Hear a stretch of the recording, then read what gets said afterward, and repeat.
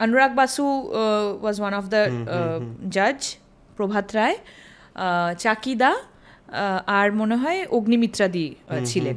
হ্যাঁ, তো ওই কম্পিটিশনে যেই উইনার হবে প্রভাতদা তাকে কাজে নেবেন। অ্যানাউন্সমেন্ট হয় যে শি ইজ দ্য উইনার। তার পরের দিনই আমাকে মিস্টার বাসু ডেকে পাঠান পার্ক স্ট্রিটের, তখন বারিস্তাটা ছিল। আচ্ছা, কোনো একটা চ্যানেলে, এক্স্যাক্টলি আমার নামটা মনে নেই, ওনার হিন্দি একটা সিরিয়াল শুরু হচ্ছিল, হিন্দি।